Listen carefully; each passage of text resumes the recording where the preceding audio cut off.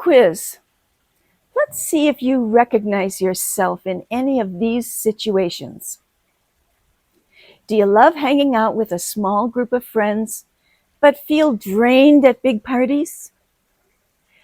Are you someone who can get lost in your thoughts for hours, daydreaming about everything or maybe even nothing? Do you sometimes replay conversations in your head and wonder if you said the wrong thing? Or maybe you like to take your time before jumping into anything new. No rushing for you. If you said yes to any of these, guess what? You might be an introvert. But which kind? There are at least 4 different types of introverts. By the end of this video, you'll know what the 4 types are, how they're different, and how understanding your own introvert style might just change the way you see yourself. Each type is special. You could be the whole package, or you might just be some of the parts. There's a lot of overlap among the 4 types, so your characteristics might all be different aspects of the one big thing called introversion. So sit back, relax, and get ready to uncover the introvert type that best describes you. Hi, I'm Kate. I'm an introverted American expat who makes videos about living the best life you can, whether you're an introvert or an extrovert, expat, a retiree, a digital nomad, whatever. When most people hear the word introvert, they picture someone who is shy, quiet, and prefers to be alone. But introversion is much more complex than that. And not all introverts fit the same mold. Psychologists have identified at least 4 distinct types of introverts: social, thinking, anxious, and restrained, each with its own unique characteristics. Understanding these different types can help you appreciate the rich diversity that exists within the quieter corners of human personality. Don't worry if not one of these types seems to fit you 100%. Most introverts are a mixture of more than one of the types, but seem to fit a little more in one particular type. Social introverts are happy to stay in. Social introverts are often what people first imagine when they think of introversion. But even that image needs some updating. Social introverts are not necessarily shy or anxious around people. It's not that social introverts dislike people, they just enjoy socializing differently. They simply prefer small gatherings or spending time alone rather than seeking out big parties or crowded events. But even with just a couple of close friends, the social introvert can find their energy rapidly draining. They might thrive on one-on-one conversations or small group settings and often choose activities that involve fewer people, like dinner with just a few close friends. They aren't particularly nervous about social settings. They simply find solitude or intimate gatherings more enjoyable and less draining in a world that often praises networking and constant connectivity. Social introverts remind us that true connection doesn't have to be loud or flashy to be meaningful. The second type is thinking introverts. They get lost in thought.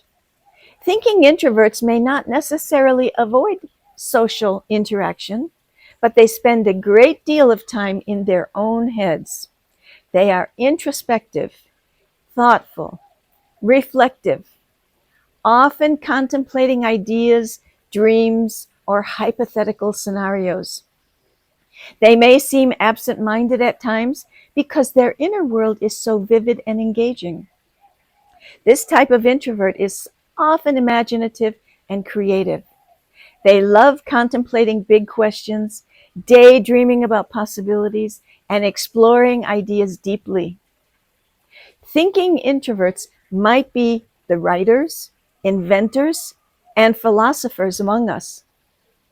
People who find great joy in exploration of the mind rather than the external world. Interestingly, thinking introverts don't always display the typical social withdrawal we associate with introversion. They can appear outgoing when needed, but their true home base is the landscape of their thoughts. The third type is anxious introverts. They are wary of social situations. Anxious introverts often experience nervousness and self-consciousness in social situations. And even when they're alone, they might ruminate over past interactions or worry about future ones. Their preference for solitude is tied to feeling joy and emotional comfort when they're alone. Unlike social introverts who simply prefer quieter environments, anxious introverts might actively avoid social gatherings because they feel awkward, tense, or they fear making mistakes. This anxiety can sometimes lead to isolation, even when they sometimes wish for more connection.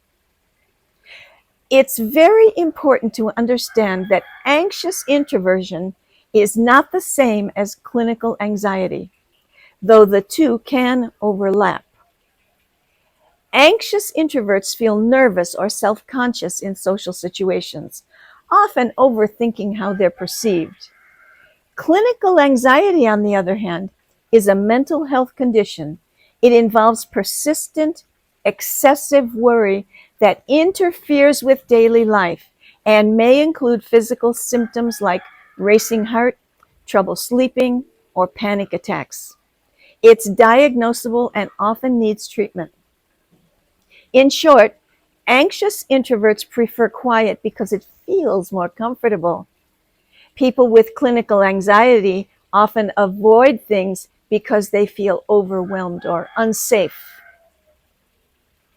The fourth type is restrained introverts. They are slow to warm up. They're also called reserved introverts. They move through the world with deliberate caution.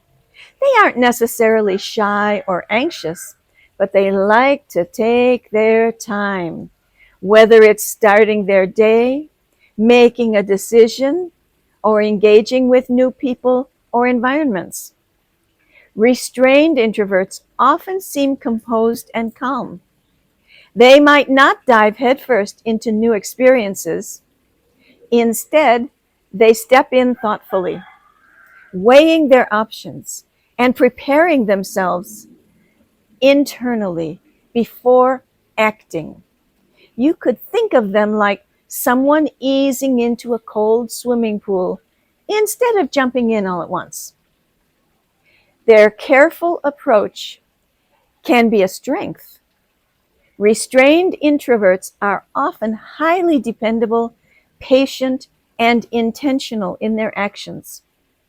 They may form deep, lasting relationships because they build trust slowly and thoughtfully over time. Why do these types matter? Recognizing the different types of introverts highlights an important truth. Introversion is not a one-size-fits-all label. Some introverts avoid large social scenes because they simply prefer solitude. Others avoid them because social interaction feels genuinely stressful. Some are daydreamers living in worlds of imagination. Others are slow and steady thinkers, approaching life with quiet deliberation.